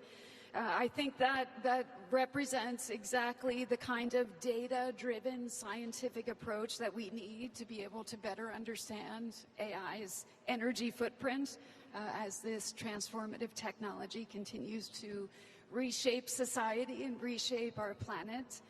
And we also think that that observatory and the AI energy metrics that you're looking at is an imperative, and it's actually a great complement to something the Prime Minister has also just mentioned, and that's the launch, and if I can say today, of our Coalition for Sustainable Artificial Intelligence.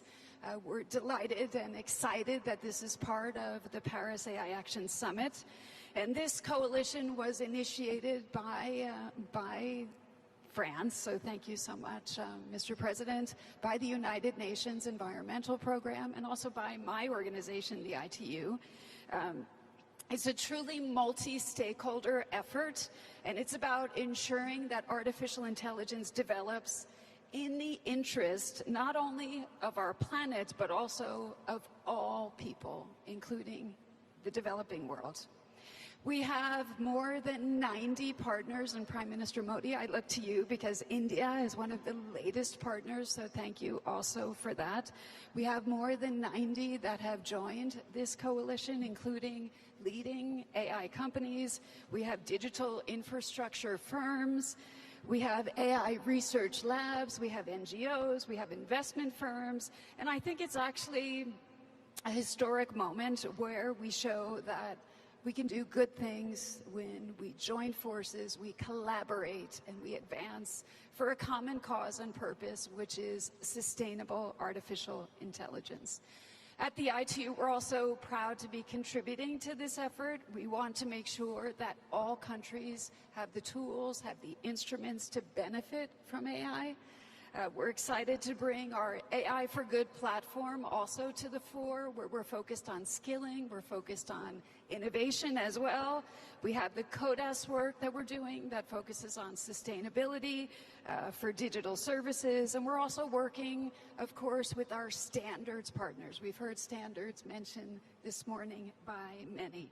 So looking at sustainable AI standards and also advancing climate commitments through our Green Digital Action Initiative. I think it is quite a global effort. It spans all regions, and look forward to taking it further.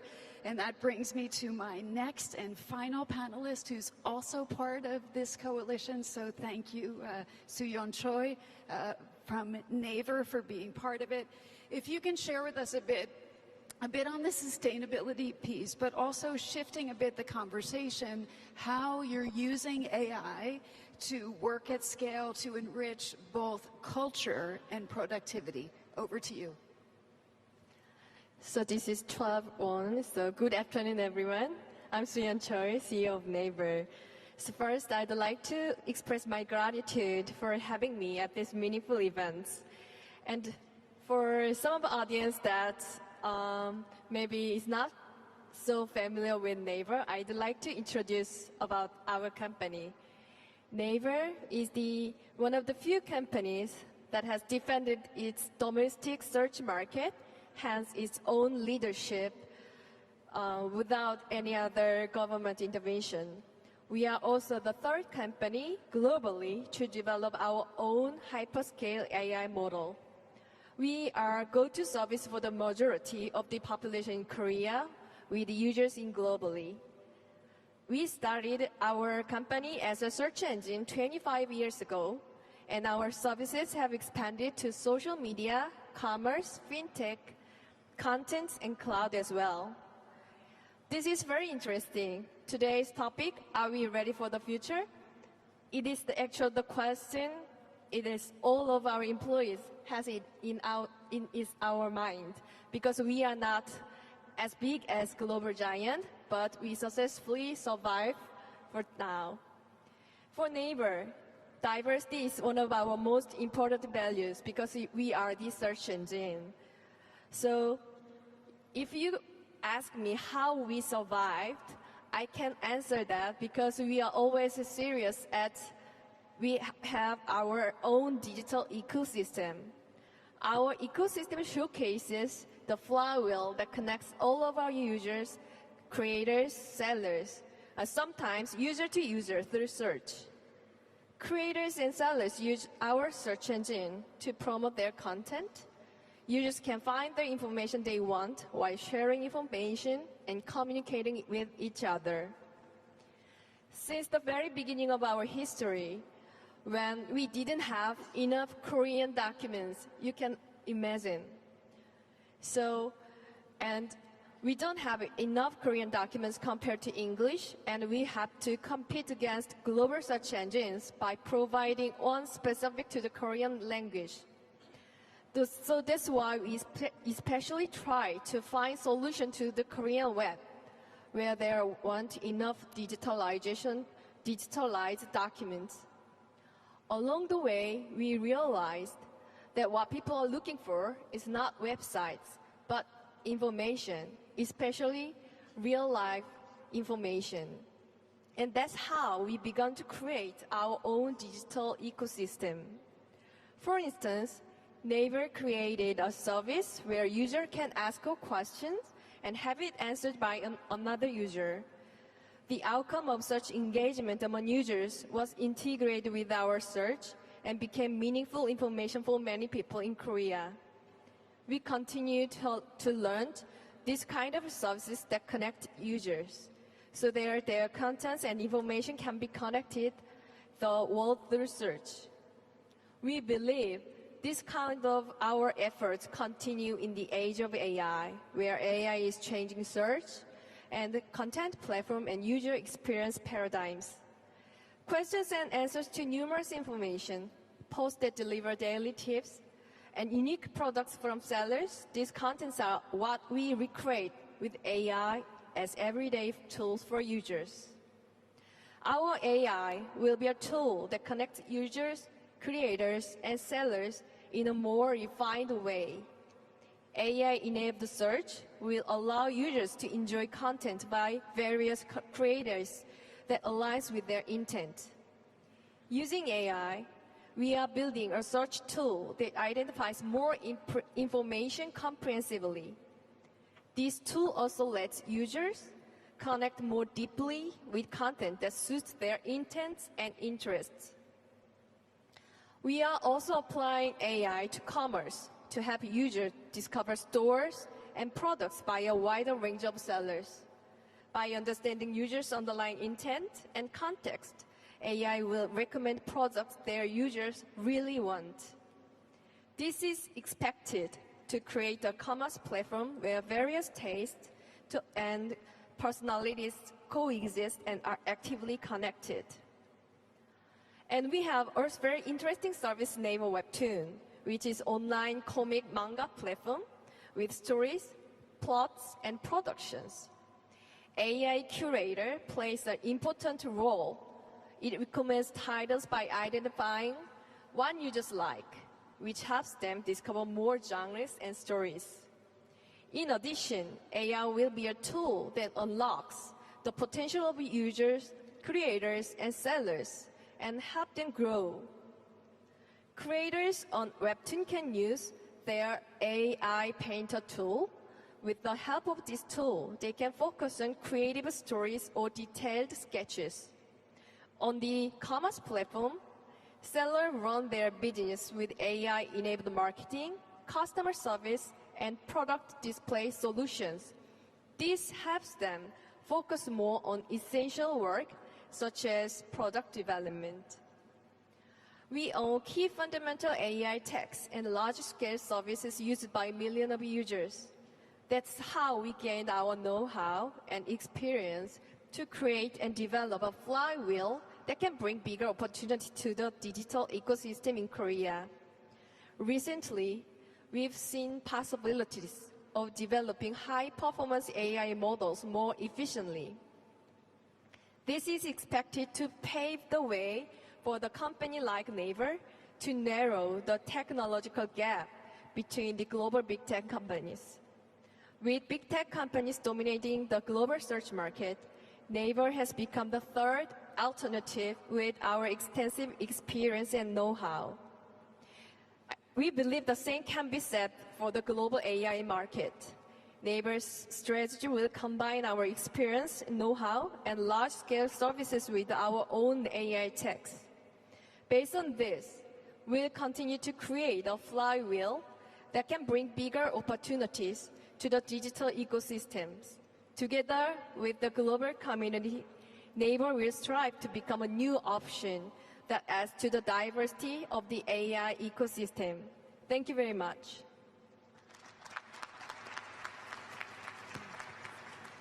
Thank you. Thank you so much for sharing the Naver story and how you leverage the local context to create such a thriving digital ecosystem.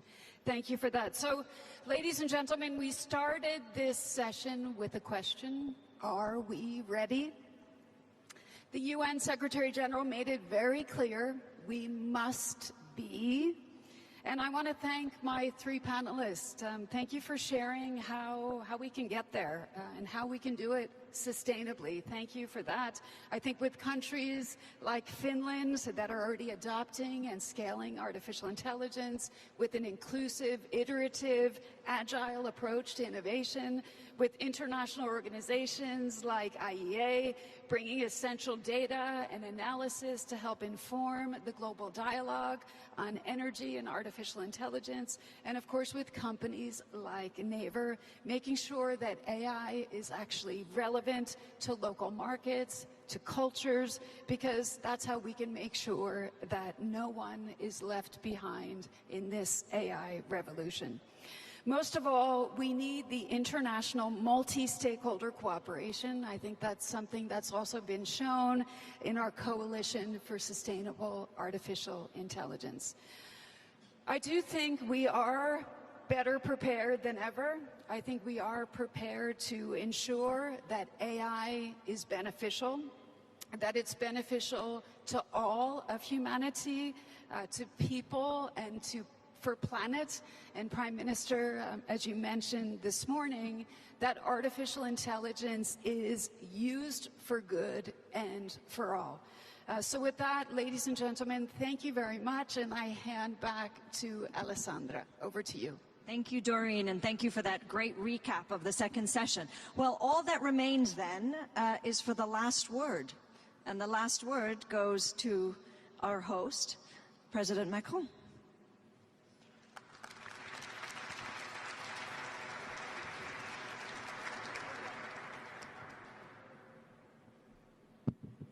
Bien, chers amis, merci beaucoup. Well, dear friends, thank you very much. Thank you for being here and being involved in this summit. We had 700 participants from around the world. And thank you for sketching out the outcomes and the Paris AI actions. And with our friend Prime Minister Narendra Modi, who coordinated the work with us, we trust that there will be a solid basis for the future.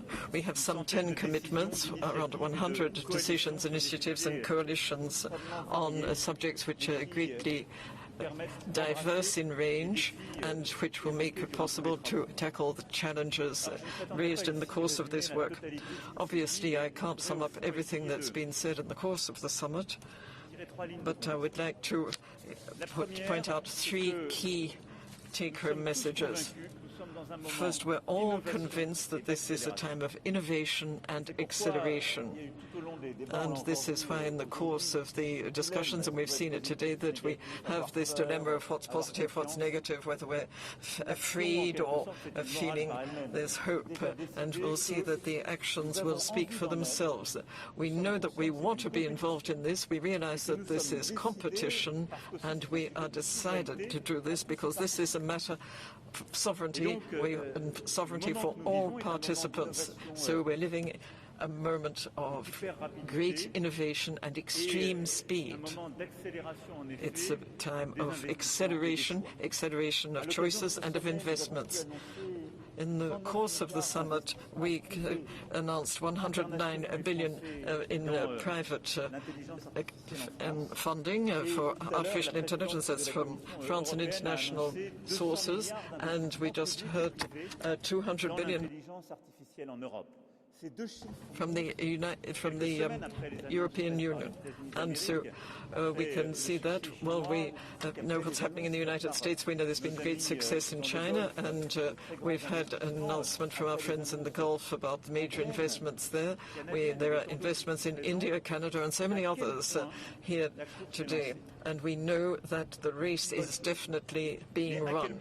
That's the first thing. But we have to realize that we're all involved in running the race. And the figures that I just gave you show you. And I would like to say how pleased we are that this is a real moment of awakening and ambition to be involved in this in Europe.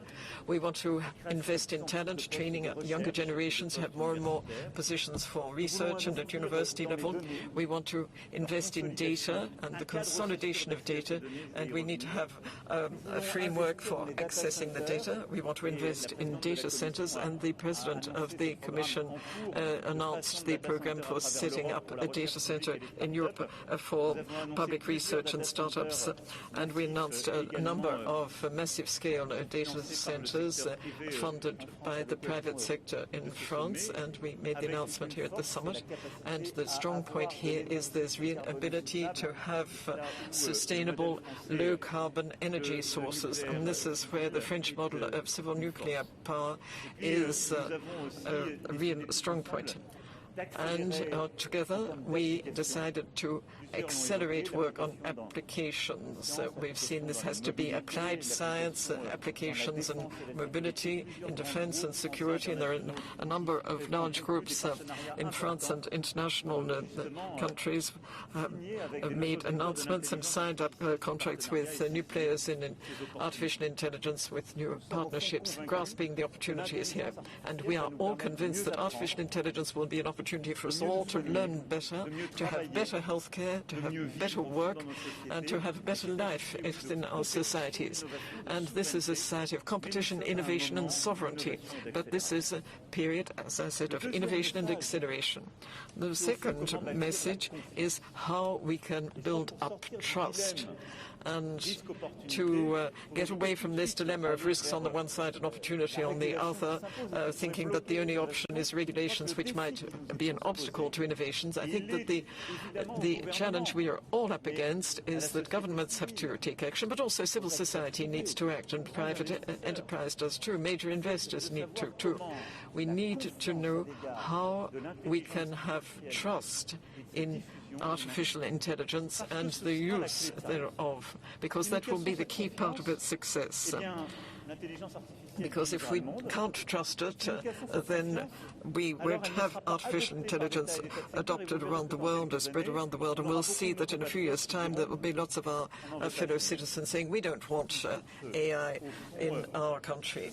It's a source of problems and negative impact on our lives. Now, what do we need for establishing such a climate of trust? First, you have to have fair and open access. And the question of access is of decisive importance. We need to have wide-ranging access, and we've seen this internationally with players from Asia-Pacific, Latin America, and other regions of the world. And we need to have access for all continents and all countries. And we've seen this with Prime Minister Modi. This is the third path.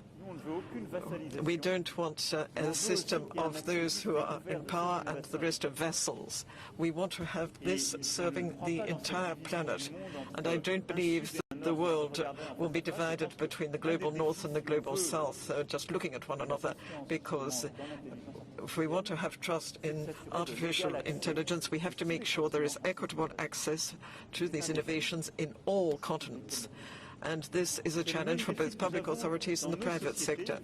And, of course, this is a challenge in our societies, too. We must not let a divide be established between the older generation and younger generations, or in certain parts of our countries, with differences in access to artificial intelligence. Then the next question is the quality of the data. If we want to trust artificial intelligence, we have to have greater and more consolidated quality data. And that way, we will have trust in them and they can be certified.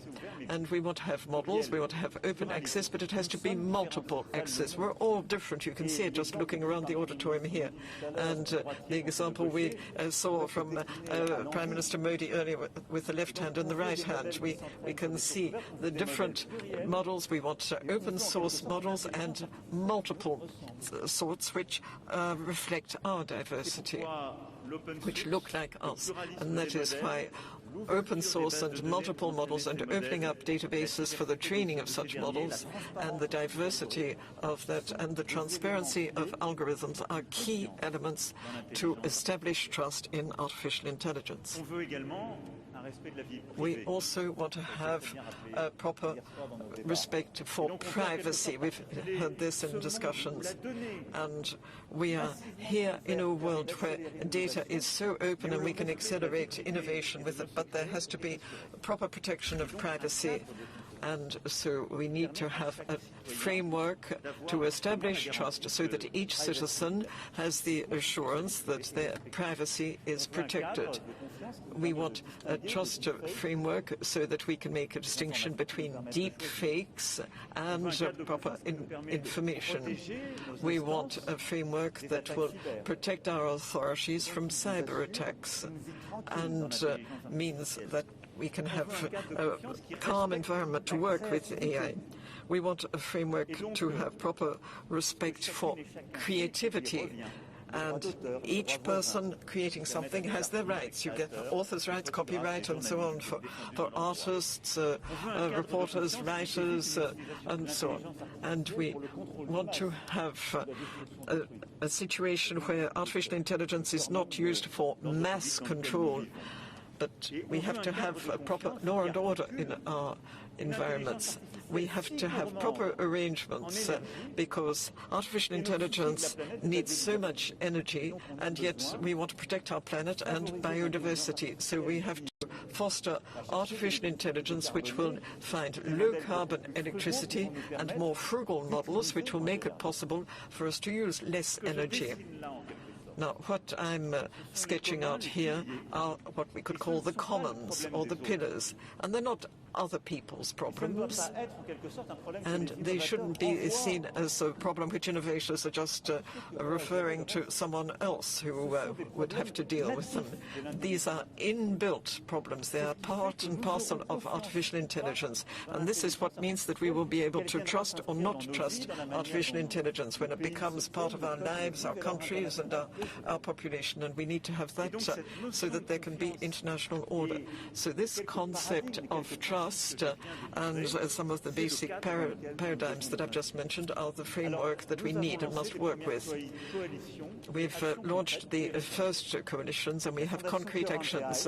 We've got the current AI Foundation, which is a response, and we've got 400 million euros which have already been committed, and France is going to be contributing some 100 million euros, and I would urge you all to be part of this. And you could say it's a public-private partnership, and it will be an answer to this question of trust. And then there's the question of data. We need to have the trust so that we know what type of data there is, what security they have, and what quality the data is. We need to have sustainable AI, and that's going to be part of the whole question of trust, and that's going to give us transparency so that public and private players can be involved. We've also decided on observatories for both social issues and energy issues, and this is the framework which means we'll be able to look at issues such as climate and also accessibility and cover of access to artificial intelligence. So these are the foundations that we've set next to the acceleration so that AI can become become a source of trust. And basically, it will be what we could call shared or common order. And this brings me to my last argument, And this is that we must defend our way of life, a multilateral way of life, a multiple way of expressing artificial intelligence. 7 years ago, with Prime Minister Trudeau, under the auspices of the G7, which Canada chaired, we launched the Global Partnership on Artificial Intelligence. And it's now housed with the OECD, and we can see the dialogue. There are some 44 countries. There are 44 countries at the moment. Will be some 60 in the very near future. And we are working on standards. There are standards with players from different backgrounds and different cultures.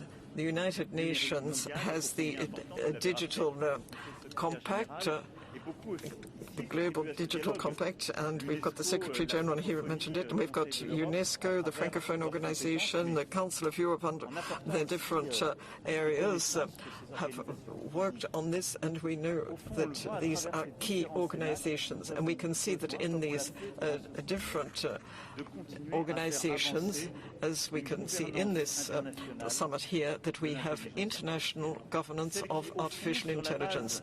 And this means that on the basis of actions and coalitions which we have now launched, will make it possible for us to consolidate the elements needed for us to have trustworthy artificial intelligence at this period of acceleration and innovation, and we will be able to set the rules, because we do need these rules. We need it for AI to move forward. This is not being wary of artificial intelligence, it's not running counter to innovation, but it's looking to the future so that we can have an international area where we will avoid our efforts being fragmented. So these are the ideas that I wanted to share with you. And we believe in innovation, we believe in acceleration, we believe in investment, and we also want to have AI which we can consider trustworthy and which will unite the international community. And I would like to conclude with some words of thanks to all of you who have worked on this and the foundations of this joint webinar. I would like to thank Anne Bouvereau, the special envoy for this summit, and she did the work on all 5 continents there.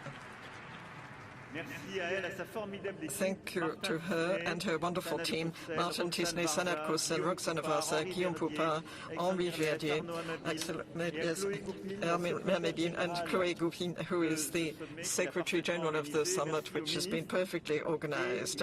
Thank you to the ministers, and thank you to the Grand Palais, the Palais de la Découverte, which hosted us here. And thank you one and all for being here. And in conclusion, I would like to invite my friend, Prime Minister Narendra Modi, to come up and say a few words and to make a major announcement. Prime Minister.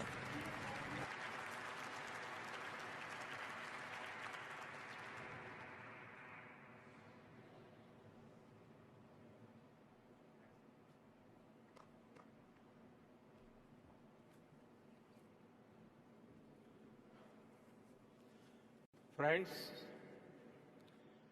today's discussions have brought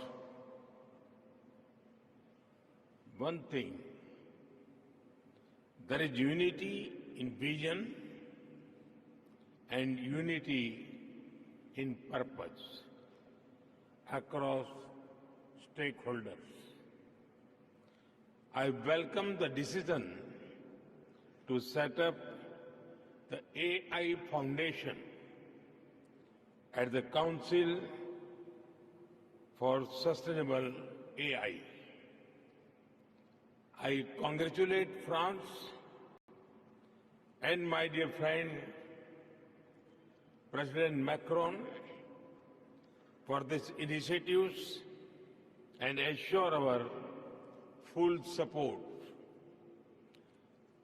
We must also make the Global Partnership for AI truly global in nature.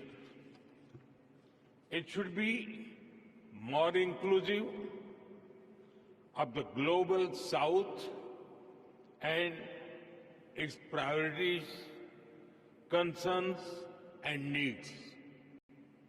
To build on the momentum of this Action Summit, India would be happy to host the next summit.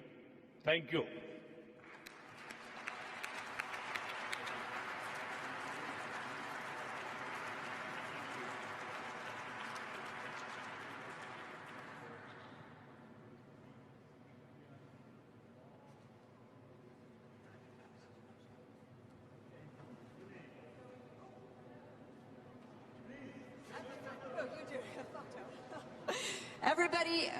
Everybody up for a group photo with the co-hosts, please.